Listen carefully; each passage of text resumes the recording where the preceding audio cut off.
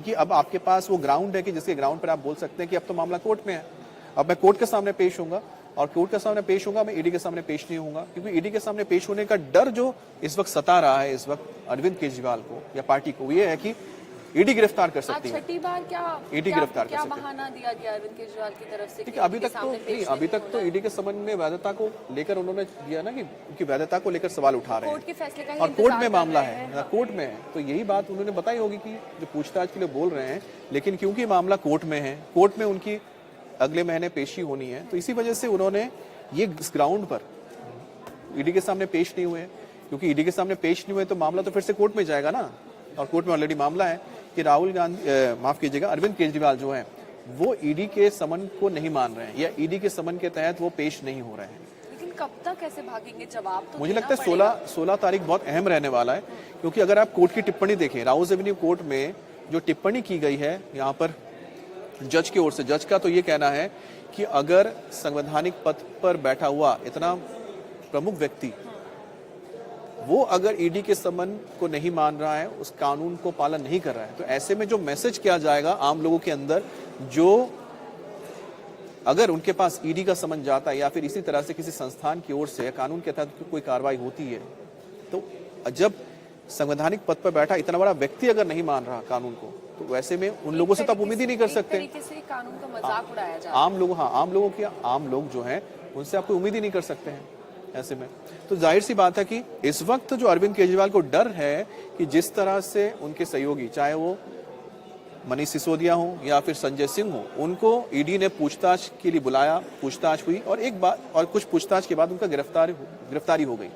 तो कहीं ना कहीं डर तो है यहाँ पर अरविंद केजरीवाल को कि अगर ईडी के सामने पेश होते हैं तो उनकी गिरफ्तारी की जा सकती है। और साथ ही कोर्ट ने जब ये पूरा मामला देखा, क्योंकि ईडी ने पूरे मामले के बारे में और जो छानबीन हो रही है, जो तफ्तीश हो रही है, जो इंक्वायरी हो रही है, उसकी जानकारी जब कोर्ट के सामने रखी, तो कोर्ट ने कहा कि प्रथम दृष्टया यानी पहली नजर में जो धाराएं लगाई गई हैं, जो आरोप लगे हैं, उनमें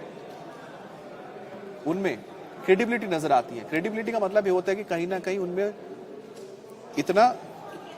इतनी बेस है या जिसके आधार पर इतना आधार है कि जिसके आधार पर ये केस बनता दिखता है। अब आगे ईडी का क्या स्टेप होगा? ईडी क्या करेगी? देखिए ईडी ने अपना सबसे पहले काम किया कि ईडी लगातार उनको समन भेज रही है। ईडी ने समन भेजा है। अब ईडी की दूसरी कोशिश ये होगी कि थी कि कोर्ट के जरिए मामला सुलझ जाए, यानी कोर्ट में बोला जाए कि भाई वो तो सामने पेश ही नहीं होते। तो एक तरफ उन्होंने समन भेजा, दूसरी तरफ वो कोर्ट के पास चले गए हैं।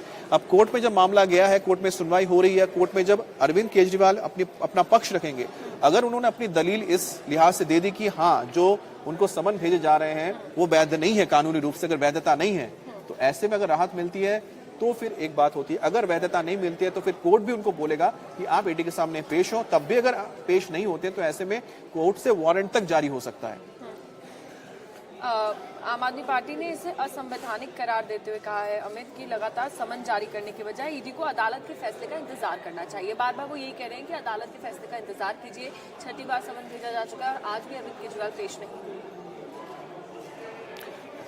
देखिए छठी बार भी अगर पेश नहीं हुए, पहले माना जा रहा था कि अगर छठा समन मिला है और छठे समन से पहले अगर कोर्ट में मामला पहुंचा हुआ है, तो ऐसे में जाहिर सी बात है कि अरविंद केजरीवाल पेश होंगे नहीं, ठीक है, क्योंकि उनके पास वो ग्राउंड बना हुआ है ना पेश होने के लिए, क्योंकि वो तो मामला तो कोर्ट में है। जब मामला कोर्ट में है तो वो दलील देंगे उनके जो वकील हैं कि 16 तारीख को जब पेशी होनी है तभी हम अपनी बात रखेंगे, हम तो पहले बोल रहे हैं, अपना पक्ष रख चुके हैं। तो ऐसे में समन आए, लेकिन दूसरी तरफ केस भी तो बनता है। दूसरी तरफ जो ईडी है, ईडी भी कोर्ट में बताएगी, देखिए कि हम तो लगातार भेज रहे हैं, हम तो उनसे बात करना चाह रहे हैं कि जांच में सहयोग करें, वही जांच में सहयोग नहीं कर रहे हैं। तरीके से अरविंद केजरीवाल पेश नहीं हो रहे हैं, तो ईडी भी क्या कुछ मतलब केस कर रही है इसको लेकर? नहीं, ईडी ने तो केस किया, ईडी की तरफ से केस हुआ है, जो उसका मैं बोल रहा हूँ कि देखिए 5 जो समन दिए गए थे, 5 समन जब नहीं मिला, उसके बाद ईडी के पास रास्ता खुला था कि वो कोर्ट में जाते, कोर्ट में जाके ये बताते कि हम इस मामले में छानबीन कर रहे हैं। और ये जो इसमें एक नाम सामने आया है जो मुख्यमंत्री हैं दिल्ली के, उनसे हम पूछताछ करना चाहते हैं, क्योंकि उन्होंने इस बाबत कागजात दिए हैं, वो तथ्य दिए हैं कि इन तथ्यों के आधार पर जो पहले गिरफ्तारियां हुई हैं, उनके मंत्रियों की गिरफ्तारी हुई है, और जिन मंत्रियों की गिरफ्तारी हुई है उनके अगर मुखिया है वो अरविंद केजरीवाल है। तो तो ऐसे में उनके जो मुखिया हैं उनसे भी हम पूछताछ करना चाहते हैं, क्योंकि जो हमने छानबीन की रही है उसमें जो तार निकल रहे तार अरविंद केजरीवाल के साथ जुड़ते हैं। क्योंकि ये तार अरविंद केजरीवाल के साथ जुड़ते हैं, इसीलिए इस मामले के, इस केस के तह तक जाने के लिए हमें जरूरत है कि अरविंद केजरीवाल से हम पूछताछ करें, ताकि जो सच्चाई है, जो तथ्य हैं, वो सामने निकल कर आए। जिस तरीके से दिन ब दिन अरविंद केजरीवाल पेश नहीं हो रहे हैं, आज छठी बार भी पेश नहीं हो रहे, ऐसा तो नहीं जानबूझकर मतलब ये किया जा रहा है, इस मामले को उलझाया जा रहा है जानबूझकर? देखिए, जानबूझ के उलझाया, उनके तरफ से उलझाया नहीं जा रहा, लेकिन वो बच रहे हैं। हाँ। होता नहीं कि बचा। अगर सब ठीक है, अगर ये सच्चे हैं तो एक बार पेश हो जाइए ईडी के सामने, ईडी के सवालों का जवाब दे दीजिए। ये बात तो कहा जा रहा है ना, यही बात कांग्रेस हो या फिर कांग्रेस तो नहीं, माफ कीजिएगा, लेकिन बीजेपी जो है, बीजेपी लगातार ये तो सवाल उठा रही है। बीजेपी ये कह रही है कि अगर आपको लगता है कि आप क्लीन हैं, आप ईमानदार हैं, तो आपके पास 6 समन भेजे गए, तो एक समन लेकर आप पहुंच जाइए। आप एक समन लेकर क्यों नहीं पहुंच रहे हैं? आप जाइए, अपनी बात जाके रख लीजिए, है ना। और अरविंद केजरीवाल को गिरफ्तारी का डर भी सता रहा है, ऐसा नहीं, बिल्कुल। देखिए, गिरफ्तारी का डर है, इसी वजह से ही वो पेश नहीं हो रहे, पेशी से बच रहे हैं। क्योंकि अगर वो पेश होते हैं, आप एग्जाम्पल आपके सामने है, अब हेमंत सोरेन, नहीं, जब से पुराना एग्जाम्पल हेमंत सोरेन का है, हेमंत सोरेन के ऊपर जब जमीन घोटाले के आरोप लगे, ईडी ने जब उनके साथ पूछताछ शुरू की, तो उनको भी करीब 5-6 समन गए थे, 6-7 समन गए। उसके बाद वो पहली बार एक बार बातचीत के लिए आए, यानी कि वो शामिल हुए, ईडी के सामने पेश हुए, उन्होंने सवालों का जवाब दिया, फिर उनको जाने दिया गया, फिर उनको बुलाया गया। उस दौरान वो नहीं थे, उसके दौरान आपको पता है कुछ दिनों के लिए वो गायब हो गए थे, दिल्ली आ गए थे, दिल्ली में देखे, फिर वापस वो दिखे रांची में। फिर जब वहां पर ईडी पहुंची तो ईडी ने सीधा उनको गिरफ्तार किया। अब वो जेल में है। यही हुआ संजय सिंह के साथ भी और मनीष सिसोदिया के साथ भी, और यही डर अब अरविंद केजरीवाल को है कि अगर चुनाव से पहले उनकी गिरफ्तारी हो जाती है, क्योंकि आपकी तरफ से ये भी कहा गया तो था, फिर चुनाव में क्या होगा। अब आम आदमी पार्टी की तरफ से ये भी बयान सामने आया कि अगर गिरफ्तार हो जाते, क्या मैं अपनी सत्ता जेल में से चला सकता हूँ, ऐसे बयान भी सामने आए थे। देखिए, उन्होंने विश्वास मत भी लेकर आए थे। अब विश्वास मत जब वो लेकर आ रहे हैं, तो विश्वास मत में एक बात क्लियर हो जाती है, अगर हो जाती है, आप एक बार फिर से बोलिए, मैं जरा बताऊं कि यहाँ पर अरविंद केजरीवाल को लेकर अभी क्या चल रहा है, जरा बताते हैं। तो एक और जानकारी आपको दे दें, ईडी सूत्रों ने कहा है कि ये जो शुरुआती तौर पर कोर्ट को भी ये लगा कि अरविंद केजरीवाल जानबूझकर समन पर पेश नहीं हुए और वो मामले को एक तरीके से उलझाने की कोशिश कर रहे हैं। और आज हमने देखा छठी बार भी समन के दौरान पर अरविंद केजरीवाल पेश नहीं हुए। अब देखना होगा ईडी का आगे क्या एक्शन होगा और इसके बाद अरविंद केजरीवाल पर क्या मुकदमा चलाया जा सकता है। तो बहुत से ऐसे सवाल खड़े हो रहे हैं इस बीच। ये देखिए, आज भी ईडी के सामने पेश नहीं हुए अरविंद केजरीवाल, बोले कोर्ट के फैसले का इंतजार है। बार बार यही कहा जा रहा है कि कोर्ट के फैसले का इंतजार करिए आप, और कोई ना कोई बहाना बनाकर वो ईडी के सामने पेश नहीं हो रहे हैं।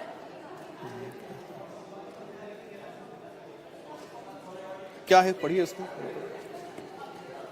तो ईडी के बार बार बुलाए जाने के बावजूद दिल्ली के सीएम अरविंद केजरीवाल पूछताछ के लिए नहीं जा रहे हैं, ये हम सब देख रहे हैं। और आज छठा समन मिलने के बावजूद भी अरविंद केजरीवाल नहीं गए और उन्होंने साफ ये कहा है कि कोर्ट के फैसले का ईडी इंतजार करे।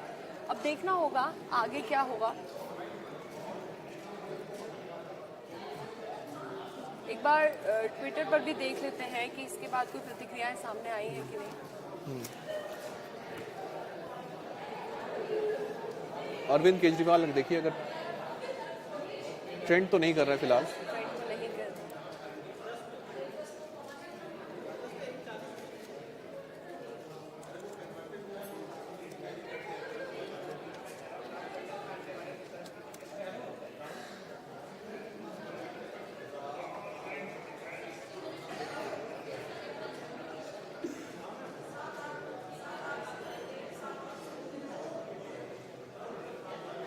नीचे ले आइए।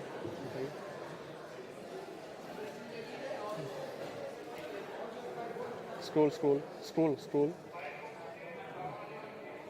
हाँ नीचे नीचे आइए अंदर।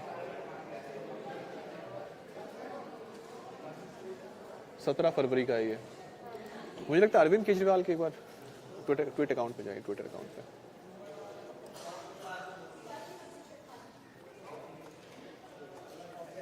ऊपर है, इनकी तरफ से क्या कुछ पोस्ट किया गया है।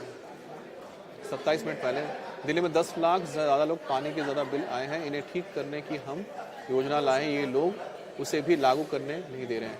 ठीक है। यहाँ तक हम इसको रोकते हैं। लेकिन जो खबर थी, अब हमारे वेबसाइट पे जो खबर छपी उस पर जाइए, वीडियो नहीं, वेबसाइट पे ये इसमें क्या बातें उन्हें कही है? इसमें कहा गया है कि इसमें तो अरविंद केजरीवाल यही कह रहे हैं कि कोर्ट के फैसले का इंतजार करें, जो ईडी के सामने पेश नहीं हुए हैं आज अरविंद केजरीवाल उसको लेकर, और छठी बार आज समन पेश किया गया। तो ईडी से पहले 5 समन भेजकर पूछताछ के लिए बुला चुकी है, और अब ईडी ने छठा समन भेजा, लेकिन वो पूछताछ के लिए वहां पर भी नहीं है। देखिए, अब अरविंद केजरीवाल के लिए और या पूरे आम आदमी पार्टी के लिए सबसे बड़ी दिक्कत यह है कि अरविंद केजरीवाल एकमात्र चेहरा है इस पूरे पार्टी के, और अरविंद केजरीवाल की जो आम आदमी पार्टी जो है, अरविंद केजरीवाल के नाम से ही चुनाव लड़ती है और जीतती है। ठीक है, वो उसके एकमात्र चेहरा कह सकते हैं कि स्टार प्रचारक भी होते हैं सब जगह पे। भले ही भगवंत मान पंजाब में मुख्यमंत्री हैं, लेकिन अगर अरविंद केजरीवाल को लोकसभा चुनाव लड़ना है तो एक राज्य में वो लड़ सकते हैं। भगवंत मान अपने चेहरे पे लड़ेंगे, लेकिन सिर्फ और सिर्फ पंजाब होगा। उनके अंदर वो करिश्मा नहीं है कि वो दिल्ली में भी आके पार्टी को जिता दे जहां उनकी सरकार है, या फिर किसी दूसरे राज्य में जाकर भी।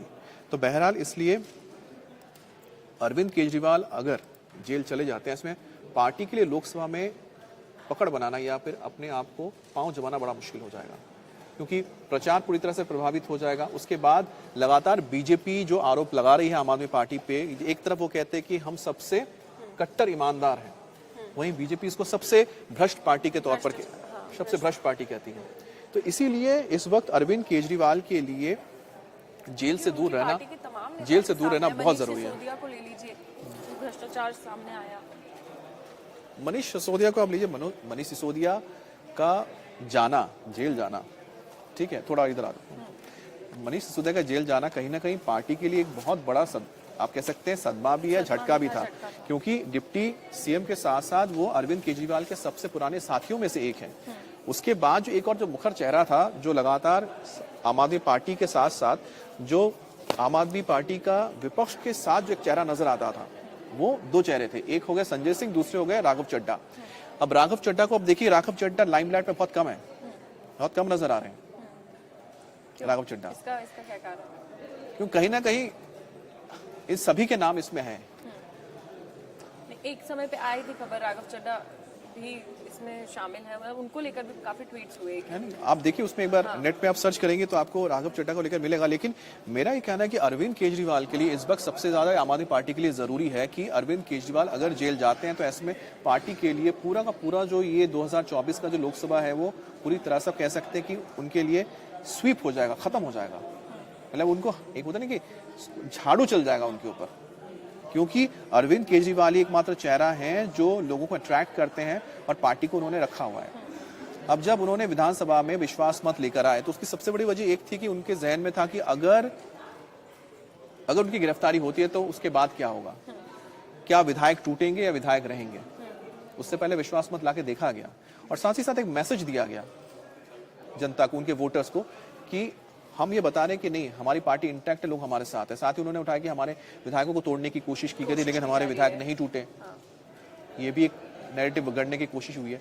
लेकिन ये सारे नैरेटिव अपनी जगह पे हैं, लेकिन 16 मार्च को पैसे देकर उनको खरीदने की कोशिश हो रही है। हाँ, तो उन्होंने बोला, उसको लेकर भी तो जांच चली रही है। उसको लेकर तो दिल्ली पुलिस ने समन तक दिया है ना, आपके पास नोटिस थमाया है कि आप हमारे साथ सहयोग कीजिए, बताइए कि आखिर वो आपके पास कौन सा सबूत है, वो कौन से नाम है जिन्होंने आपके विधायकों को ऑफर किया है पैसा। कॉन्फ्रेंस में तो वो यही बोलते हैं हमारे पास बहुत सबूत है, हमारे पास क्लिप्स हैं, इमेजेस है, ये है वो है, लेकिन दिखाया कभी भी नहीं जाता, तो कहा ही जाता है।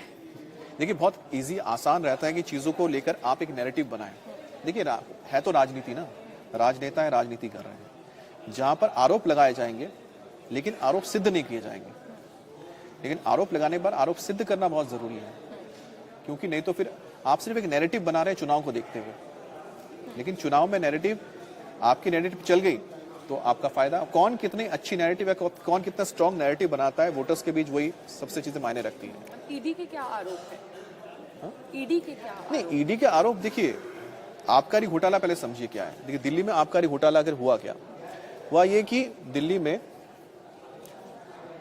आम आदमी पार्टी की सरकार ने नई शराब नीति लेकर आए। अब नई शराब नीति जब वो लेकर आए, आई थिंक 2018 के करीब लेकर आए नई शराब नीति। नई शराब नीति लाने के बाद यहाँ पर जो पुरानी शराब नीति थी उसको हटा दिया गया और बोला गया कि इससे जितना हम रेवेन्यू कमाते हैं, हम जितना रेवेन्यू कमाते हैं वो रेवेन्यू, थोड़ा सा ऊपर कर दीजिए अरविंद केजरीवाल की,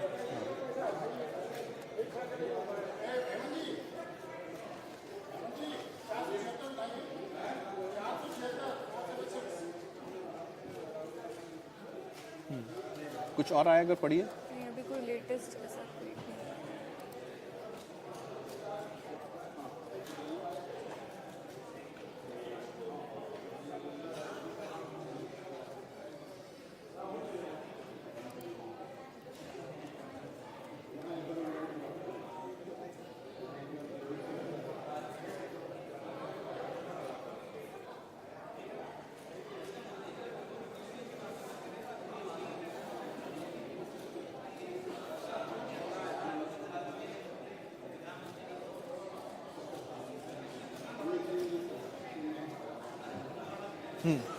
क्या है पढ़िए अगर।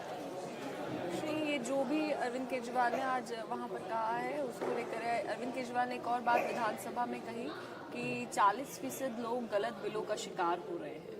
नहीं, ये तो अपनी जनता को बोल रहे हैं, लेकिन उनकी और जो बातें जो कही गई हैं इस दौरान वो क्या है?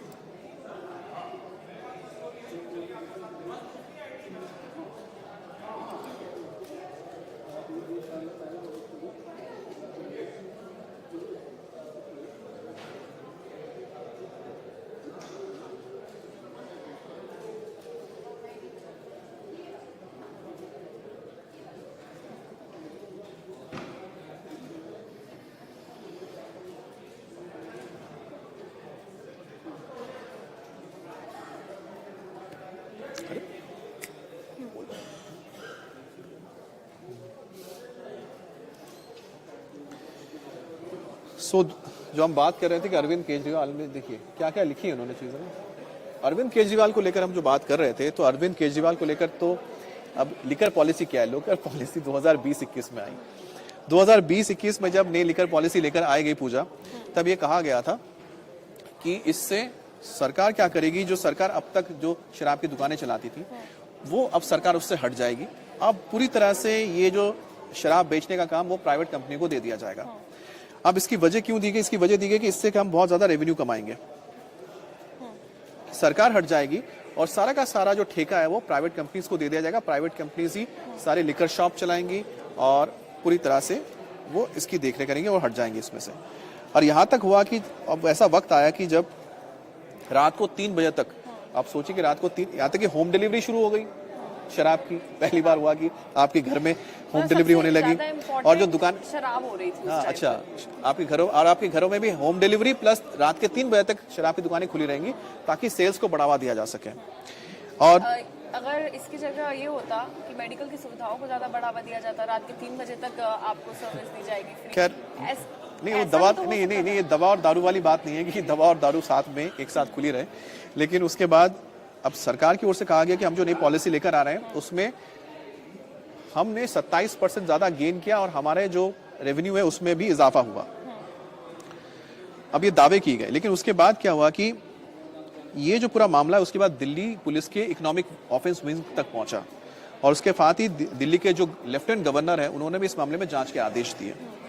जांच के आदेश देने की वजह ये रही क्योंकि इसमें जो खामियां पाई गई, पहली बात ये थी कि ये जो कानून लागू किया गया था उसकी इजाजत कहां से मिली, ये लागू कैसे किया गया, पहली चीज इसकी वैधता को लेकर सवाल उठा था। उसके साथ ही ये आरोप लगे कि जो कानूनों को तोड़ मड़ोड़ कर, ठीक है, इसको लाया गया और साथ ही साथ ये पूरा का पूरा मामला सीबीआई के पास चला गया कि इसके आप तफ्तीश कीजिए, क्योंकि इसकी वैधता पर सवाल उठे कि आखिरकार कैसे ये कानून लाया गया, कानूनों में कहीं ना कहीं फॉलो नहीं किया गया, कानून तोड़ा गया। अब उसके बाद मनीष सिसोदिया ने सबसे पहले क्या काम किया, जैसे ही इंक्वायरी शुरू हुई सीबीआई के पास पहुंची मनीष सिसोदिया, क्योंकि उस वक्त आबकारी विभाग उन्हीं के पास था। मनीष सिसोदिया ने आबकारी विभाग के तहत रहते हुए इस पॉलिसी को ही कैंसिल कर दिया, नए कानून को ही उन्होंने खत्म कर दिया।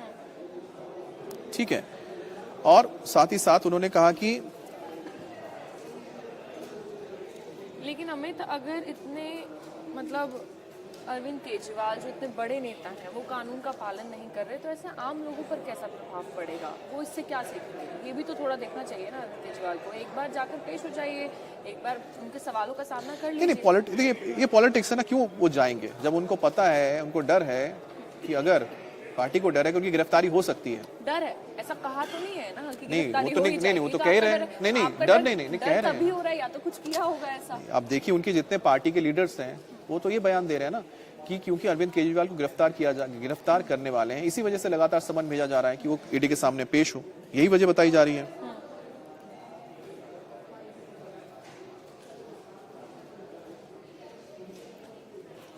और 2024 चुनाव है करीब, और उस लिहाज से अगर देखा जाए जिस तरीके से आम आदमी पार्टी चल रही है, जैसे ईडी समन भेज रही है, ये पेश नहीं हो रहे हैं, इसका प्रभाव कितना पड़ेगा उन पर? किसका? चुनावों पर। तो चुनाव पे असर तो पड़ना ही है। अगर देखिए इस लीकर पॉलिसी को अगर देखा जाए, अब बीजेपी क्या कह रही है, बीजेपी का ये कहना है कि भाई आप लोग एक लीकर पॉलिसी लेकर आए, इस लीकर पॉलिसी के जरिए आपने पैसे जुटाए। आरोप लगा कि करीब साउथ कार्टेल जो था उसमें करीब 100 करोड़ रुपए आम आदमी पार्टी को दिए गए और आम आदमी पार्टी ने उसका इस्तेमाल गोवा के चुनाव और दूसरे चुनाव में किया। अब जब एक और बात जो कही जा रही है विपक्ष की ओर से, वो कह रहे हैं कि अगर ये पॉलिसी गलत नहीं थी, पॉलिसी में खामियां नहीं थी, इसको क्यों कैंसिल कर दिया गया? और जो आपने दावे किए थे कि आपने इस पॉलिसी के जरिए रेवेन्यू ज्यादा किया, वो भी आप प्रूफ नहीं कर पा रहे कि आपके रेवेन्यू ज्यादा हुए हो। जितनी सेल्स आपकी पहले हुई थी 2018-19 में, 2020-21 में वो सेल्स आपको दिखती नहीं है। अगर आप कह रहे हैं कि आपने बढ़ोतरी की है तो फिर वो सेल्स मैच क्यों नहीं करता है? फिर तो रेवेन्यू बढ़ना चाहिए, ये विपक्ष की ओर से कहा गया। और साथ ही जिस तरह से इसमें गिरफ्तारियां हुई और एक के बाद गिरफ्तारियों के साथ ही इसमें जो पूरा का पूरा ये मामला निकल कर आया कि किस तरह से जो के कविता है, यानी कि केसीआर की बेटी, उनका भी नाम इसमें आया, चंद्रशेखर राव की वो बेटी है जो पूर्व मुख्यमंत्री हैं तेलंगाना की, उनका भी नाम निकल कर सामने आया। और ये कहा गया कि इस पूरे के पूरे पॉलिसी की वजह से 2800 करोड़ रुपए का पूरा का पूरा नुकसान हुआ है सरकार को, ये आरोप लगा है। 2800 करोड़ का नुकसान किया गया है। और क्योंकि इन सबके बॉस यानी कि मुखिया दिल्ली सरकार के अरविंद केजरीवाल है, तो अरविंद केजरीवाल भी इससे बच नहीं सकते और उनको बिना बताए या उनके बिना जाने ये हो ही नहीं सकता था। साथ ये भी आरोप लगा कि भाई आपने कुछ 1 करोड़ रुपए, कई सौ करोड़ रुपए, करीब 100 करोड़ से ज्यादा की जो पैसे हैं वो सब एक तरह से माफ कर दिए गए कुछ कंपनियों के, कुछ प्राइवेट कंपनियों के। ये भी सवाल उठा। ना सिर्फ, सबसे बड़ी बात है कि मनी ट्रेल मिल रहा है, जो मनी ट्रेल बताता है कि 100 करोड़ रुपए मिले और 100 करोड़ रुपए का इस्तेमाल गोवा के चुनाव में हुआ।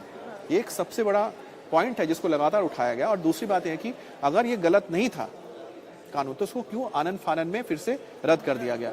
तो कुल मिलाकर जो अब समझना चाहते हैं कि आपने समझा कि आखिरकार ये शराब घोटाला क्या है और किस इस घोटाले में क्या तथ्य निकलकर सामने आया, इसको लेकर क्या इस वक्त जांच चल रही है और जांच के घेरे में कौन क्यों आ रहा है। क्योंकि अब इसमें मनीष सिसोदिया का नाम इसलिए आता है क्योंकि मनीष सिसोदिया आबकारी विभाग के हेड थे, मंत्री थे, उन्होंने कानून को लागू करवाया था, इसीलिए उनका नाम आया, वो गिरफ्तार है। संजय सिंह का नाम इसलिए आया क्योंकि संजय सिंह के ऊपर आरोप लगा है कि जो कार्टल्स हैं या साउथ कार्टल जिसके जरिए 100 करोड़ रुपए निकले, उन्होंने उनके जरिए ही मनीष सिसोदिया की संजय सिंह ने मीटिंग्स करवाई हैं बाकी नेताओं की। और अरविंद केजरीवाल का नाम इसलिए है क्योंकि अरविंद केजरीवाल दिल्ली सरकार के मुखिया हैं और उन्हीं के अंडर में आबकारी विभाग आता है, क्योंकि उनके मंत्री के नीचे आबकारी विभाग है। तो ऐसा कैसे हो सकता है कि मुख्यमंत्री को नई आबकारी नीति आती है, उसके बारे में जानकारी ना हो? आज अरविंद केजरीवाल ने एक और बात कही, ये तो ईडी से रिलेटेड हो गया। आज अरविंद केजरीवाल ने कहा कि दिल्ली कहने के लिए आधा राज्य है, लेकिन लगता है कि 5% भी राज्य नहीं है दिल्ली। 5% राज्य भी नहीं है, वो क्यों बोल रहे हैं? बस राज्य। ये बयान उनका सामने आया, तो काफी ज्यादा ट्वीट भी किया जा रहा है। नहीं, देखिए वो आरोप हमेशा लगाते रहेंगे कि दिल्ली को काम करने नहीं दिया जा रहा है, ठीक है, दिल्ली के काम में दखल दिया जा रहा है, कोविड के टाइम पे भी कहा, ठीक है। तो लगातार ये देखिए, ये इनके राजनीतिक बयान है। लेकिन हमें समझना इस बात को लेकर है कि सबसे पहले हमने अभी आपको बताया कि ये लिकर पॉलिसी क्या थी, ये लिकर केस क्या था, क्यों अरविंद केजरीवाल और बाकी लोगों को इसमें ईडी पूछताछ के लिए बुला रही है, क्यों उनके 2 नेता जेल में हैं। अब ये समझिए कि इसका अरविंद केजरीवाल की अगर गिरफ्तारी हो जाती है और नहीं भी अगर होती है, लेकिन ये पूरा जो केस है उनके गले की फांस बना हुआ है, क्योंकि जब भी नैरेटिव बनेगा और जब भी जनता के बीच में जाएंगे तो कोशिश ये होगी दोनों तरफ से कि एक तरफ इस नैरेटिव को तोड़ा जाए कि हमारी पार्टी भ्रष्ट है, और बीजेपी की तरफ से लगातार कोशिश की जाए बताया जाए कि भाई आपकी पार्टी भ्रष्ट है।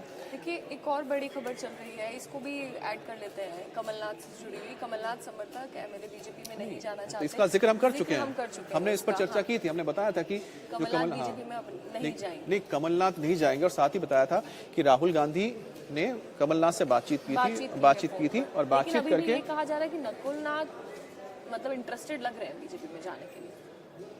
नहीं, नकुल उनके पिता अगर नहीं जाएंगे तो यहाँ से कहीं से भी कमलनाथ नहीं जाएंगे। अगर कमलनाथ नहीं जाते तो नकुलनाथ नहीं जाएंगे, क्योंकि नकुलनाथ अगर अकेले उतरते हैं मैदान में तो उनकी जमीन उतनी मजबूत नहीं है जितनी मजबूत उनके पिता की है। देखिए, बहुत सिंपल सी बात है, लालू यादव के साथ है तभी तेजस्वी यादव है, मुलायम सिंह की वजह से ही यहाँ पर अखिलेश यादव है, बाल ठाकरे की वजह से उद्धव ठाकरे हैं, शरद पवार की वजह से सुप्रिया सुले हैं या अजित पवार हैं, उसी तरह से स्टालिन की वजह से उनके बेटे हैं, या फिर करुणानिधि की वजह से स्टालिन आए। उसी तरह से अगर यहाँ पर नकुलनाथ है तो वो अपने पिता कमलनाथ की वजह से हैं। तो ऐसे में अगर पिता नहीं जाएंगे तो नकुलनाथ भी नहीं जाएंगे। दरअसल दिक्कत ये होगी, नकुलनाथ की पत्नी को लेकर भी चर्चा चल रही थी कि वो भी जा सकती है बीजेपी में, कहा जा रहा था।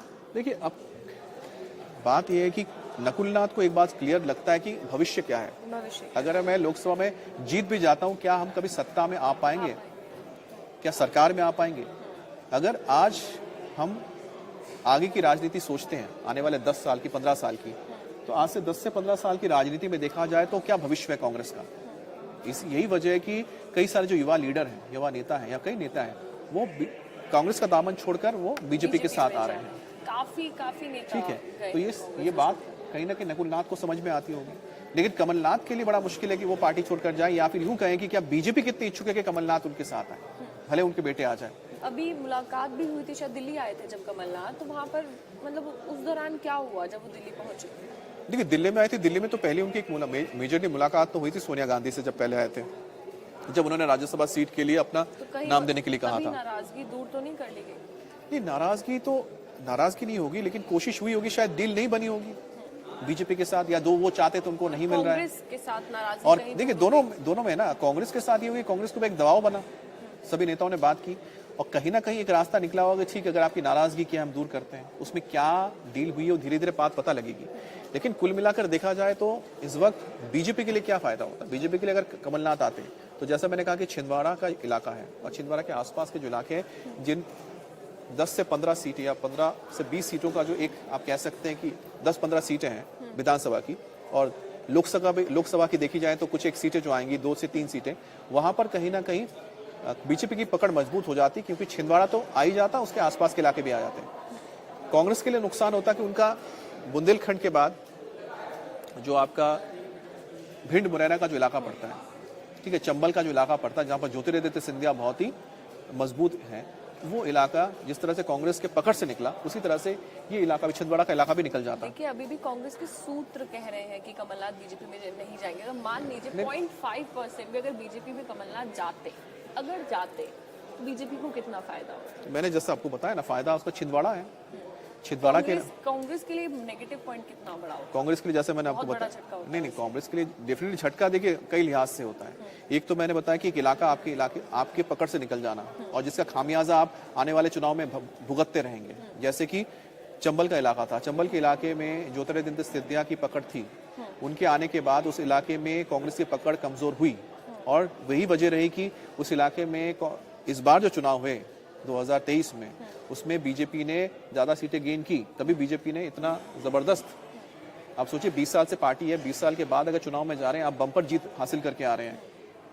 क्या किसी की... उसी तरह से जब चंबल में जो गेन मिला, उसी तरह से कमलनाथ के जाने से बीजेपी को छिंदवाड़ा, उसके आसपास जबलपुर का जो इलाका पड़ता है, वहां पर गेन मिलता, वहां पर बीजेपी अच्छा करती आने वाले वक्त में, और कितने सारे विधायक टूट जाते हैं कांग्रेस के, वो इलाके निकल जाते हैं। एक और पॉइंट मैं बता दूं, उसके बाद एक और होता कि अब कमलनाथ जब निकल रहे हैं, उससे पहले आपके सामने कौन कौन निकल गए? मिलन देवड़ा निकल गए।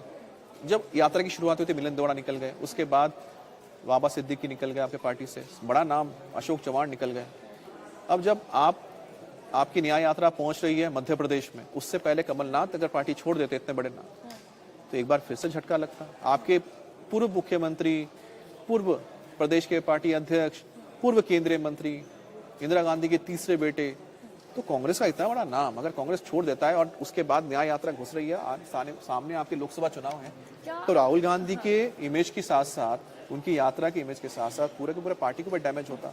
जिस तरीके से कमलनाथ की एंट्री नहीं हुई बीजेपी में, वजह क्या रही अभी तो वो सामने नहीं आया है, लेकिन क्या ऐसा लगता है कि किसी की वजह से एंट्री नहीं होगी? कोई नेता ऐसा होगा बीजेपी में जिसकी वजह से कमलनाथ की एंट्री? देखिए, कई सारे लोकल जो लीडर्स होंगे, जो स्थानीय नेता है, वो नहीं चाहेंगे कि कोई बड़ा नाम ऐसा आए, क्योंकि उसके आने से क्या होता है कि पार्टी में फिर आपकी जगह, फिर आपका टिकट कहीं ना कहीं कट जाता है। अब जो लोग छिंदवाड़ा में रहे होंगे या फिर जो लोग उस इलाके में बीजेपी के साथ जुड़े हुए हैं, अगर कमलनाथ आएंगे तो पता है कमलनाथ अपने साथ लोग लेकर आएंगे। मतलब साफ है कि जिन सीटों पर कई प्रत्याशी चाहते हैं, छिंदवाड़ा की सीटों, छिंदवाड़ा में करीब 6 सीटें हैं, छिंदवाड़ा लोकसभा में 6 सीटें पड़ती हैं। अब 6 सीट अगर है तो 6 सीटों में कमलनाथ के ही लोग रहेंगे, वो बीजेपी के सिंबल पर लड़ेंगे जब बीजेपी के साथ आएंगे। तो ऐसे में जो वहाँ के जो प्रत्याशी, जो लोग सोचते हैं कि हम यहाँ पर चुनाव लड़ेंगे, वो लड़ नहीं पाएंगे, उनके लिए कट गए। और दूसरी बात ये भी है कि ये तो नुकसान, तो इसी वजह से एक नुकसान होता है कि तो कई सारे लोकल लीडर होंगे जो इसके हक में ना हो। कुछ बड़े लीडर्स में अगर बात की जाए तो ज्योतिरादित्य सिंधिया भी एक हो सकते हैं नाम, क्योंकि ज्योतिरादित्य सिंधिया कमलनाथ के वजह से ही पार्टी छोड़ दी उन्होंने, क्योंकि कमलनाथ ने ना उन्हें राज्यसभा टिकट दिया, ना उन्हें प्रदेश अध्यक्ष बनने को मिला, ना मुख्यमंत्री की कुर्सी मिली, तो सारी चीजें रही ना, तो इसी वजह से उन्होंने पार्टी छोड़ के आ गए थे। अगर वो क्यों चाहेंगे कि जब मैं यहाँ पर हूँ तो मैं अपने एक ऐसे विरोधी को लेकर आऊं जो मध्य प्रदेश में मेरी जमीन को कहीं ना कहीं डैमेज कर सकता है आगे चलकर। तो ये अपने आप में हो सकती हैं चीजें। और दूसरी बात है कि अब अंदर क्या डील हुई है ये किसी को नहीं पता। अंदर खाने में जो बातचीतें हुई हैं, जो चीजें रही होंगी, इसमें डील में देखिए बीजेपी ने अपने गेंस देखे होंगे, इन्होंने अपने देखे होंगे, और कहीं बीच का रास्ता निकला नहीं होगा। और रही बात डैमेज कंट्रोल करने की, जब राहुल गांधी ने अप्रोच किया होगा और उन्होंने बनाया होगा, क्योंकि लंबे वक्त से साथ में रहे, लेकिन फिर भी जब तक आखिरी बॉल ना हो, लेकिन के साथ मुझे लगता है कि एक चीज और आपको ध्यान देनी चाहिए, जिसका जिक्र आप थोड़ी देर पहले कर रही थी, जो आपने मुझे दिखाया था कि बताया था कि हनुमान भक्त अब कमलनाथ राम भक्त होने जा रहे हैं, और वो अयोध्या जाने की बात कर रहे हैं। मुझे एक बार बताइएगा, पूरी चीज आप बता रही थी, मुझे लगता है कि शायद वो अभी तक वो हुआ नहीं है, होने तो दीजिए पहले। अभी तक रामलला के दर्शन अगर करने जाते हैं कमलनाथ, तो उसके बाद क्या होता है? बिल्कुल, देखिए कमलनाथ के राम भक्त बन अयोध्या जाने की अटकलें काफी ज्यादा तेज हो रही है, और ऐसा हो सकता है रामलला के दर्शन करने के लिए मंगलवार को जा सकते हैं कमलनाथ। अगर ऐसा होता है अमित, तो इसका चुनावी लिहाज से क्या एजेंडा समझ आ रहा है, और ऐसा हो सकता है क्या? कितनी संभावनाएं लग रही हैं, और ये अचानक से ऐसा क्यों होगा? नहीं, अचानक अब देखिए, क्योंकि हमने तो लगातार यही देखा है, कांग्रेस इस चीज से बिल्कुल कटती हुई नजर आ रही थी। जब चुनाव होने वाले 2023 में जब चुनाव हो रहे थे मध्य प्रदेश में, तो आपने देखा था कि किस तरह से कमलनाथ ने बागेश्वर धाम जाकर दर्शन किए थे। उन्होंने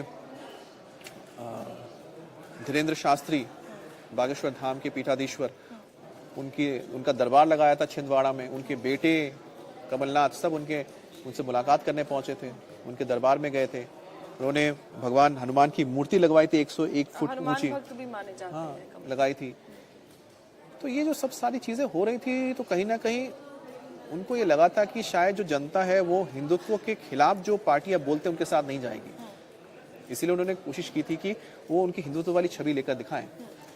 ठीक है, दूसरी बात यह है कि जिस तरह से उनके ऊपर अब 2024 के लोकसभा चुनाव होने हैं, जब पूरे का पूरा देश राममय है, भगवान राम की प्राण प्रतिष्ठा के बाद जिस तरह से पूरा देश राममय है, ऐसे में कांग्रेस पार्टी जहां एक अलग नजर आती है।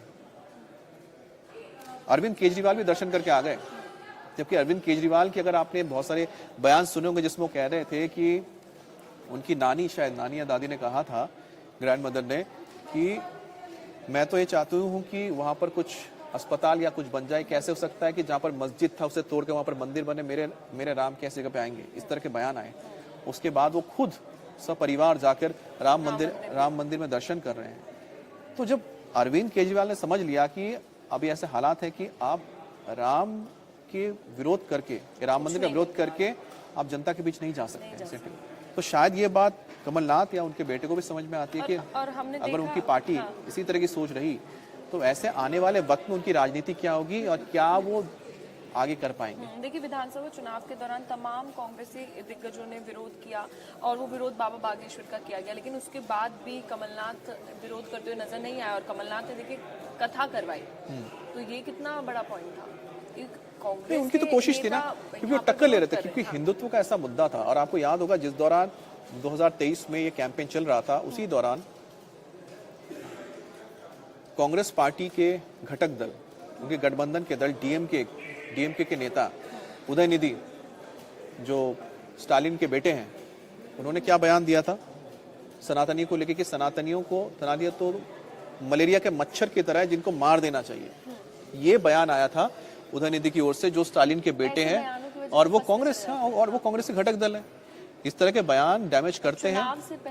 चुनाव से पहले आए थे, तो उसके बाद कहीं ना कहीं कमलनाथ को तो भाई अपना डैमेज कंट्रोल करना पड़ेगा। फिर कांग्रेस के बड़े लीडर कहते हैं कि हम इन बयान से सहमत नहीं है, हम इससे अलग हैं। हाँ, ये उनके बयान है, लेकिन तब तक डैमेज हो चुका था। और दूसरी बात है कि कहीं ना कहीं कांग्रेस के जो नेता है वो तो ये मानते हैं कि अगर मध्य प्रदेश में चुनाव हारे हैं वो कमलनाथ की वजह से हारे हैं, उनके ऊपर आरोप लगे हैं। ये भी एक बड़ी वजह है कि ऐसा तो नहीं कमलनाथ का कांग्रेस से मुंह थोड़ा भंग हो गया है, उसकी क्या वजह है सामने आई कि क्यों कांग्रेस से आके, जैसे कि आप कह रहे राहुल गांधी ने फोन किया, बातचीत हुई, जरूरत ही क्यों आई, क्यों मनाना पड़ रहा है कमलनाथ? देखिए ना, चुनाव खत्म हुए, चुनाव खत्म होने के बाद उनके ऊपर आरोप लगाया गया कि जो हार है उसकी वजह वहाँ की लोकल लीडरशिप है। ये तो आलाकमान नहीं बोला ना कि लोकल लीडरशिप फेल रही है, तो उसमें कमलनाथ का नाम आया कि कमलनाथ की वजह से आप चुनाव हारे हैं। और दूसरी बात है कमलनाथ के साथ चुनाव हारना, फिर प्रदेश अध्यक्ष जीतू पटवारी को बना देना, ये भी अपने आप में एक बड़ा झटका था उनके लिए। और साथ ही साथ साइडलाइन तो हो ही रहे थे ना, कहीं कमलनाथ साइडलाइन हो रहे थे। और जब साइडलाइन हो रहे थे तब उन्होंने कहा था कि भाई मुझे राज्यसभा भेजो, मैं अब केंद्र की राजनीति करना चाहता हूँ। उसमें भी उनको सफलता नहीं मिली। जब सफलता नहीं मिली तो जब आपने देखा कि मुझे कॉर्नर किया जा रहा है, उसके बाद फिर शायद हो सकता है कि ये बातें सामने आई और पार्टी के ऊपर एक दबाव बना कि नहीं, कमलनाथ अगर चले जाएंगे ना जाएं, अब नहीं जाएंगे तो उनको क्या मिलेगा।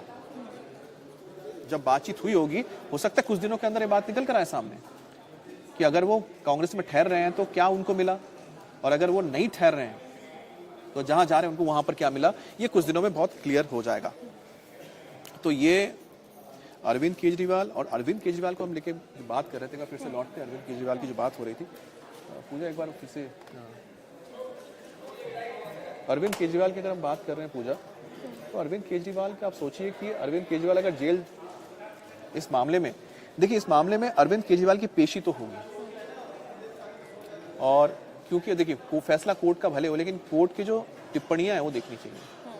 एक बार आप कोर्ट की टिप्पणी, अरविंद केजरीवाल, मैं एक बात और कहना चाहूंगी। एक और चीज कही कि पानी बिल से संबंधित स्कीम को पास करवाने में दखल दें एलजी, ये बात भी उन्होंने आज बोली है। दखल किसने दिया? एलजी दखल दें पानी बिल को लेकर स्कीम के पास करवाने के लिए।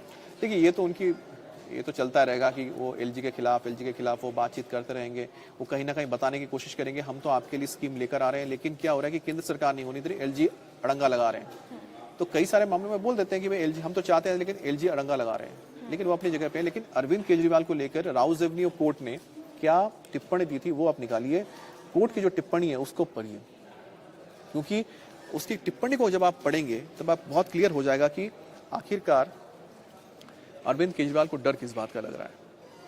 क्योंकि जब ये कहा जाए कि प्रथम दृष्टया इस मामले में कहीं ना कहीं ये साबित होता है कि जो तथ्य जांच एजेंसियों के जरा जुटाए गए हैं उनमें दम है। अगर दम नहीं होता तो कोर्ट पहले ही मामला रफा दफा कर सकता था, लेकिन रफा दफा हुआ नहीं है। कोर्ट ने उन्हें पेश होने के लिए कहा। इससे पहले अरविंद केजरीवाल ने कहा कि मैं फिजिकली आना चाहता था, लेकिन अचानक विश्वास प्रस्ताव आ गया, इसलिए मैं नहीं आया। फिर आज ये कोर्ट की बात कर रहे हूँ। नहीं, मैं अरविंद केजरीवाल की अरविंद केजरीवाल ने कोर्ट में पेश होना था। अरविंद केजरीवाल को कोर्ट में पेश होना था, लेकिन अरविंद केजरीवाल कोर्ट में पेश नहीं हुए। उन्होंने कहा कि क्योंकि बजट सेशन चल रहा है, विश्वास प्रस्ताव हम लेकर आए हैं, तो मुझे संसद में रहना है, इसी वजह से मैं पेशी नहीं हो रहा हूं। तो वो वाया वीडियो कॉन्फ्रेंसिंग के जरिए पेश हुए थे। और जब वो पेश हुए और उन्होंने अपनी बात रखी कि मैं क्यों कोर्ट में नहीं आ पा रहा हूं, क्योंकि उनको कोर्ट के सामने पेश होना था, और इसका विरोध भी ईडी ने नहीं किया। और अरविंद केजरीवाल को जो अगली डेट मिली है वो 16 मार्च की मिली है डेट। अब 16 मार्च को उनकी फिजिकल पेशी होगी, फिजिकल पेशी होगी। अभी भी क्या लगता है हमें, तो कोई बहाना बना सकते हैं अरविंद केजरीवाल? ये बात बहाना बनाने की नहीं है, अब तो पेश तो होना ही पड़ेगा ना, पेश तो होना ही पड़ेगा। लेकिन मैंने कहा कि आपको जरा उसमें देखिए जिसमें कोर्ट का क्या है स्टेटमेंट, कोर्ट ने जो स्टेटमेंट दिया वो इम्पोर्टेंट है। कोर्ट ने उस दिन क्या कहा, आप कोर्ट के स्टेटमेंट को अगर आप देखते हैं वो सबसे इम्पोर्टेंट है कि कोर्ट ने अपने कहा था कि कानूनी रूप से केजरीवाल बाध्य हैं, कोर्ट ने ये कहा।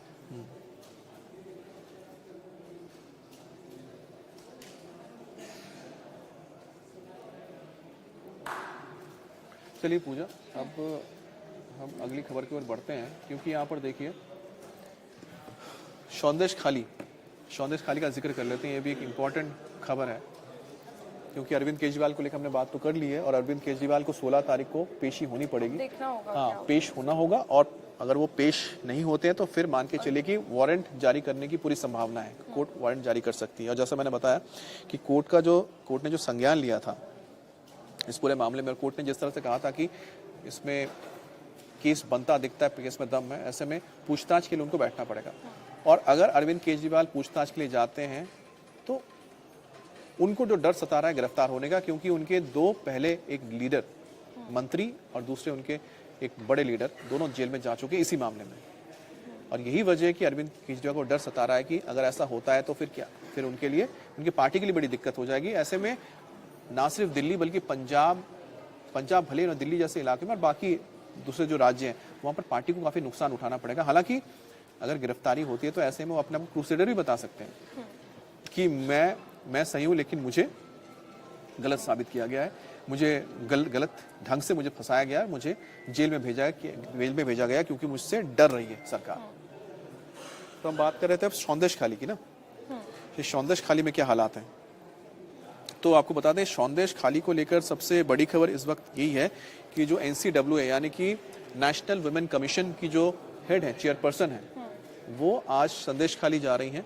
और संदेश खाली में जहां उनकी मुलाकात होनी है उन पीड़ित महिलाओं से जिन्होंने आवाज़ उठाई थी कि संदेश खाली में किस तरह से वहां के local TMC leader Shahjahan Sheikh और उनके साथ जो उनके दो और साथी थे, जिसमें उत्तम सरदार और साथ ही शिबू हाजरा, इन्होंने मिलकर किस तरह से उनके ऊपर अत्याचार किया, महिलाओं का शोषण किया।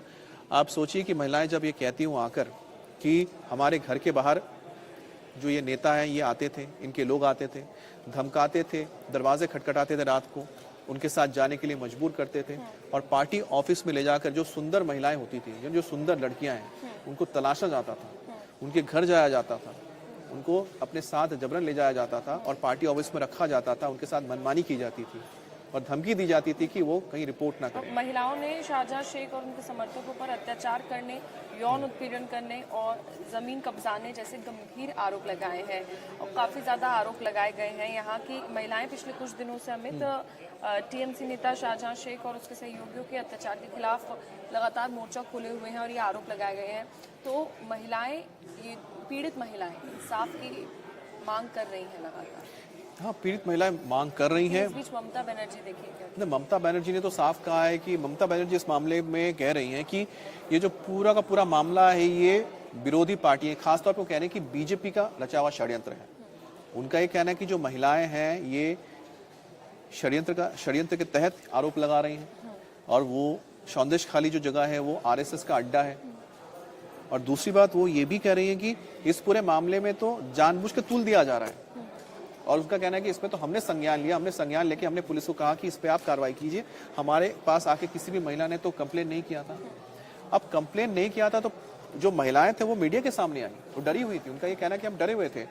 जब 5 जनवरी को ED की टीम पहुंची सौंदेश खाली में, और उसके बाद जब उनके ऊपर हमला हुआ जिसमें घायल हुए लोग, उसके बाद ही लोगों के और जो उसके बाद शाहजहां शेख और उसके गुर्गे वहां से हटे, उसके बाद ही उन महिलाओं में ये थोड़ी सी ताकत आई या कह सकते हैं कि उनके अंदर साहस आया कि वो मीडिया के सामने आए, क्योंकि मीडिया पहुंची वहां पर। उससे पहले तो मीडिया भी नहीं पहुंच रही थी, तो मीडिया पहुंची, जब मीडिया को सामने देखा तब उन्होंने, जब उनसे पूछा गया शाहजहां शेख के बारे में, तब उन्होंने बताना शुरू किया कि आखिरकार शाहजहां शेख है कौन, क्या करता था सौंदर्य खाली में। लेकिन उससे पहले किसी को नहीं पता था। अगर ईडी वाला मामला नहीं होता, अगर वहां ईडी नहीं पहुंचती तो बात सामने नहीं आती। उसके बाद ईडी पहुंची तो वहां पर मीडिया पहुंचा तो तब जाके लोगों ने अपनी बात रखी, लोगों को ये मौका मिला कि वो बता पाए कि उनके ऊपर क्या बीत रही है। अब बंगाल के कोने कोने में बीजेपी भी सड़क पर उतर रही है। बीजेपी अब से नहीं है। बीजेपी जिस दिन से 5 तारीख को हमला हुआ था ईडी के लोगों के ऊपर और शाहजहां शेख को लेकर, तब से लगातार बीजेपी के जो कार्यकर्ता हैं वो लगातार सरकार के खिलाफ प्रोटेस्ट कर रहे हैं अलग अलग जगह पे। लेकिन जिस तरह से इन महिलाओं का सामने आना और महिलाओं का जब वीडियो सामने आया, जब मीडिया में पहली बार आया और जब महिलाओं ने खुलकर बताया कि किस तरह से शाहजहां शेख, उसके साथ उसके जो करीबी है उत्तम सरदार, शिबू हाजरा, ये सब मिलकर, शिव प्रसाद हाजरा नाम है, ये शिव प्रसाद हाजरा, ये सब मिलकर किस तरह से महिलाओं पर अत्याचार करते थे, उसके बाद ये मामला और गरमाया। ये मामला इतना गरमाया कि हाईकोर्ट तक पहुंचा, विधानसभा में इसको लेकर बातचीत हुई और आखिरकार जो दबाव बना सरकार के ऊपर और ममता सरकार को गिरफ्तारी करनी पड़ी। मैं यहाँ आरोप पढ़ रही थी, आरोप लगाने वाली एक महिला ने ये बताया है कि टीएमसी के लोग गांव में घर घर जाकर चेक करते हैं और उस दौरान अगर घर में कोई भी सुंदर महिला या लड़की उनको दिखती है तो टीएमसी नेता शाहजहां शेख के लोग वहां से उसको अगवा कर लेते हैं, उठा लेते हैं और अपने साथ पार्टी दफ्तर पर उन्हें ले जाकर वहां पर अगले दिन यौन उत्पीड़न करने के बाद उसे उसके घर के बाहर या घर छोड़ दिया जाता है। तो यही मैं कह रहा था कि आप सोचिए कि ये जो बयान इतना बड़ा, और ममता बनर्जी कह रही कि फंसाने की कोशिश हो रही है। जबकि एक मुख्यमंत्री जो खुद महिला है और महिलाओं के ऊपर इस तरह के अत्याचार हो रहे हैं, राजनीति अपनी जगह पर है, लेकिन यहाँ पर अगर उनके पार्टी के लोग भी दोषी हैं तो उनको कड़ी सजा देनी चाहिए, उनको एक कहीं ना कहीं मिसाल पेश करनी चाहिए। आखिरकार जब इतना दबाव हुआ, इसको लेकर इतना हंगामा हुआ, मीडिया, नेशनल मीडिया पे जब ये खबर चली, आखिरकार तब ममता बनर्जी जाके संज्ञान लिया और वहां गिरफ्तारी हुई। तब गिरफ्तारी जब होती है, कैसे गिरफ्तारी हुई है? गिरफ्तारी में सबसे पहले बताया गया कि 17 लोग गिरफ्तार किए गए हैं। अगर 17 लोग गिरफ्तार किए गए हैं, 17 लोग गिरफ्तार किए गए हैं वहां पर, तो उसमें सबसे पहले गिरफ्तारी होती है यहाँ पर शिव प्रसाद की। तो शिव प्रसाद हाजरा, उसकी सबसे पहले गिरफ्तारी की गई, लेकिन शाहजहां शेख और उत्तम सरदार को गिरफ्तार नहीं किया गया। उसके बाद फिर शिबू की गिरफ्तारी होती है, उसके बाद उत्तम सरदार की गिरफ्तारी होती है। अभी तक चीफ सेक्रेटरी और काफी पुलिसकर्मी भी पेश नहीं हुए। नहीं अभी, अच्छा आपने अच्छा याद दिलाया, क्योंकि आज इसी पूरे मामले पर, यानी कि सौंदर्य खाली के मामले में सुप्रीम कोर्ट में भी सुनवाई है। सुप्रीम कोर्ट में पीआईएल दाखिल की गई है, जिसमें कहा गया है कि ये जो पूरा मामला है सुप्रीम कोर्ट के ओर से के अंडर में एसआईटी या फिर सीबीआई से जांच करवाई जाए और ये जो पूरा केस है, केस को पश्चिम बंगाल से बाहर जगह दूसरी जगह शिफ्ट की जाए, दूसरी जगह चलाई जाए इस मामले को सुनवाई में। साथ ही साथ आज जो पार्लियामेंट की प्रिविलेज कमेटी है, उसने भी तलब किया है ना सिर्फ डीजीपी को, बंगाल के डीजीपी को, मुख्य सचिव को और साथ ही साथ जो बोशीराट जिला है, जिलाधिकारी को, वहाँ के एसएसपी को, इस पूरे मामले से जुड़े तमाम लोगों को तलब किया है। पार्लियामेंट कमेटी ने अपने सामने पेश होने के लिए कहा है ताकि वो इस पूरे मामले में संज्ञान लेते हैं, उनसे पूछताछ करेंगे। सुप्रीम कोर्ट में सुनवाई हुई आज इस मामले में और इस दौरान सर्वोच्च अदालत ने ये कहा है कि इस मामले में उन्हें 4 हफ्तों के अंदर जवाब चाहिए। 4 हफ्ते का समय दिया गया है। अच्छा, सुप्रीम कोर्ट ने क्या कहा है?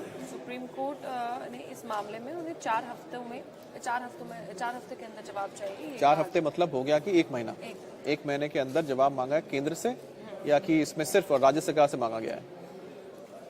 सर्वोच्च अदालत ने ये अभी कहा है कि इस मामले में उन्हें 4 हफ्तों के अंदर जवाब चाहिए। सुप्रीम कोर्ट ने लोकसभा सचिवालय को भी नोटिस जारी किया है और कहा है कि अगली सुनवाई तक समन और कार्यवाही रुकी रहनी चाहिए। हाँ, मतलब ये हुआ कि जो प्रिविलेज कमेटी के सामने पेश होने के लिए कहा गया है डीजीपी, मुख्य सचिव को, उसके लिए अब रोक लगाई है कि 1 महीने तक आप इस पे उनको तलब समन मत भेजिए, क्योंकि अब कोर्ट में मामला है। कोर्ट ने अब इसमें अगर संज्ञान लिया होगा तो कोर्ट ने अब जो भी इसके लिए जिम्मेदार है, राज्य सरकार, इन सब से रिपोर्ट मांगी होगी और रिपोर्ट में अब ये देखना होगा कि क्या जवाब दिया जाता है राज्य सरकार की ओर से। अगर संतुष्ट होंगे तो फिर ये मामला चलेगा, संतुष्ट नहीं होगा तो हो सकता है कि मामला पश्चिम बंगाल से बाहर लाया जाए और इसकी जांच की जो जिम्मेदारी है वो किसी केंद्रीय एजेंसी को दे दी जाए।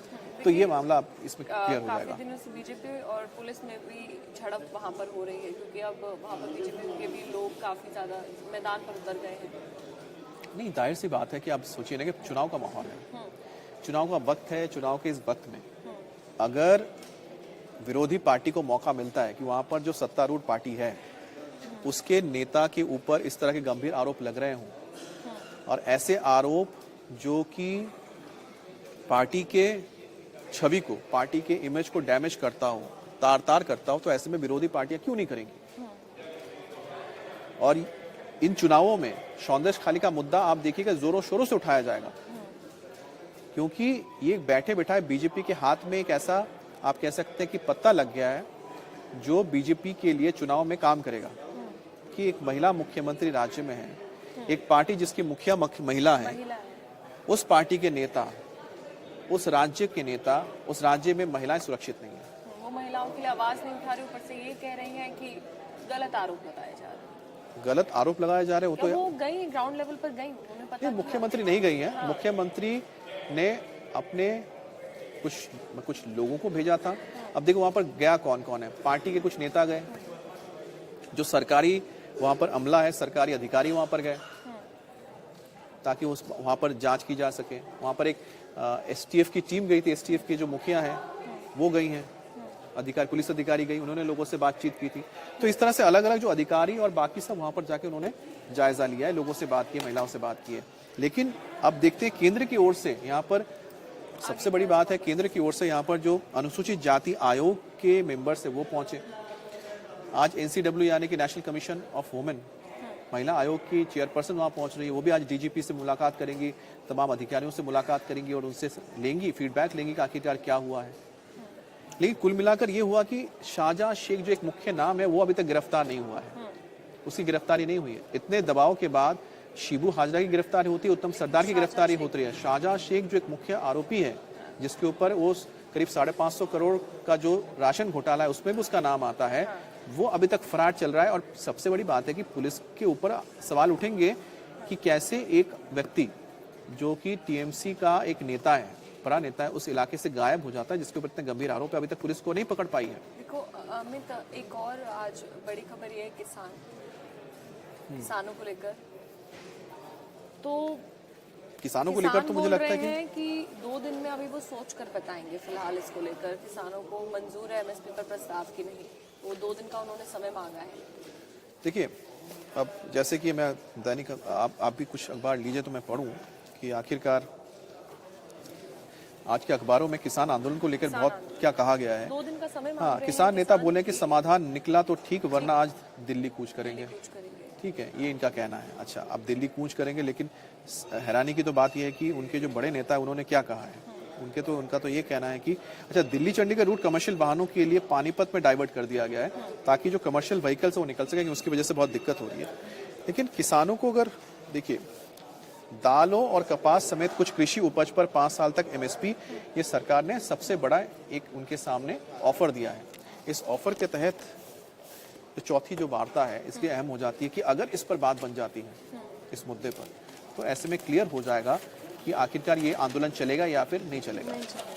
ठीक है, अभी भी शंभू बॉर्डर दिल्ली पुलिस की टीम पहुंची है अमित, और शंभू बॉर्डर पर क्योंकि किसान डटे हुए हैं और अभी कहा जा रहा है कि किसान दिल्ली की ओर कूच करेंगे, तो उसको लेकर फिर से सिक्योरिटी बढ़ाई गई है। देखिए, क्योंकि इसमें क्या अलग अलग संगठन है, और बड़ी बात यह है कि इसमें जो कुछ संगठन है, अगर कुछ संगठन, अच्छा पहली बात तो है कि वो संगठन नहीं है जिन्होंने पहला आंदोलन किया था, ये बहुत अलग आंदोलन है, अलग लोग इसको कर रहे हैं।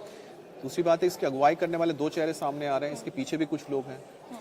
अगर पॉलिटिकली मोटिवेटेड ये आंदोलन है, ऐसे में क्या समझौता होगा, उसमें बड़ा सवाल है। अब जो कल किसान नेताओं के अगर आप बयान सुनते हैं तो उनका कहना है कि हमें ये कहा गया कि दाल कपास उगाइए, मक्का आप उगाइए, दाल को लेकर, दाल कपास मक्का, ठीक है, ये फसल अगर आप उगाते हैं तो इस पर हम आपको एमएसपी देंगे। और साथ ही साथ हमारे जो केंद्रीय संस्थाएं हैं, चाहे नेफेड है या दूसरे जो संस्थान हैं, वो आपके जो आपकी जो फसल है उसको खरीदेगा, और उस पर बिना लिमिट है, कोई लिमिट नहीं है, जितना चाहे उतना खरीद सकते हैं, जिससे कि किसानों को नुकसान ना हो। अब ये बोला तो गया कि बहुत अच्छा प्रपोजल मिला है, जिसको सुनने में, जिसको देखकर उनका रिएक्शन, तो जो रिएक्शन अगर बात की जाती है तो उनके रिएक्शन तो ऐसा नहीं कि नेगेटिव आए हों। उन्होंने कहा कि ठीक है, हम बात करते हैं हमारे लोगों के साथ, उसके बाद हम आपको बताएंगे। अब ये जो प्रस्ताव रखा गया है किसानों के सामने, उसके बाद विपक्ष का कोई बयान सामने आया है? क्योंकि लगातार वो किसानों को सपोर्ट कर रहे हैं। नहीं, विपक्ष तो इसमें सबसे बड़ा आपके भगवंत मान है, क्योंकि उनकी ये आम आदमी पार्टी की सरकार है पंजाब में, और विपक्ष के वो बड़े नेता हैं जो खुद इसमें मध्यस्थता कर रहे हैं। चारों बैठक में, जितने भी चारों बैठकें हुई हैं किसानों के साथ, उसमें भगवंत मान खुद बैठे थे। आप देखिए, भगवंत मान आपको बैठे हुए नजर आएंगे।